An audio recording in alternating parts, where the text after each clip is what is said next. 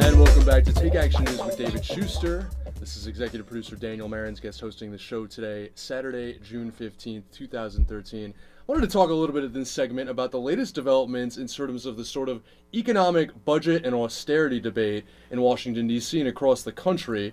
There were new developments on that front this week in that the credit rating agency S&P, Standard & Poor's, upgraded the sovereign debt rating of the United States to a AAA rating, leading many to say that this is the sign that austerity has ended, that it has been discredited, that the United States credit has been restored, that there's already been $2.5 trillion in deficit reduction, three-quarters of that's from spending reductions, and that has effectively closed whatever gap we've needed.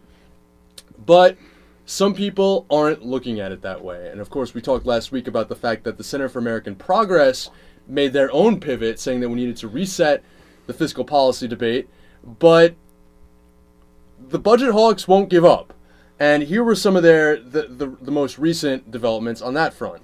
Maya McGinnis, who is the president of the Committee for Responsible Federal Budget, said basically in an article that it was essentially saying, with the guy Bob Furtick, who founded Reputations.com, she said, quote, "Silicon Valley, it's time to disrupt the status quo in Washington, D.C.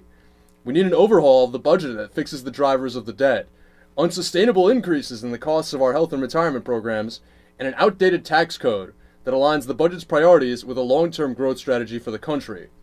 In Silicon Valley, we are willing to try new things and let those that don't work fail. With the government, too many outdated and ineffective spending and tax programs live on well beyond their usefulness." Cole, I have to ask you, Cole Stangler is a staff writer in these Times, co-hosting with me today. It seems to me like they're grabbing at straws. The Peterson crowd, the Wall Street funded deficit reduction hacks that are really more about cutting taxes for the rich and keeping them low and cutting social programs that the middle class and poor depend on, like Social Security and Medicare, are freaking out a little bit. And they're realizing that their moment in the sun has gone. I mean, is there any other way to interpret this? Yeah, I mean, I think it's definitely encouraging. We're seeing the signs that this grand bargain, the so-called grand bargain, seems like it's off the table, and I think that's definitely a very encouraging sign. Although I would have to still caution back on, having too much optimism that this wave of austerity is over. I mean, austerity has always been a kind of dubious intellectual position to take. Just like the policies of it have never been particularly compelling, only from a purely intellectual point of view. But even politically, I think, austerity, while it's maybe, losing some support in Washington, I think we still have plenty of evidence that we're still going to have a lot of work to do, I think, in Congress from preventing further cuts to taking place. We just saw it with the food stamps cuts that are taking place, $20 billion in the House.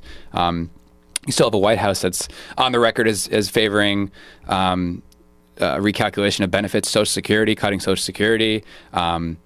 You had, the president's budget talking about cutting low-income heating assistance. So you still have, it's still politically in vogue. It may not be as prominent as maybe a couple of years ago, but I think we still should not be, too optimistic.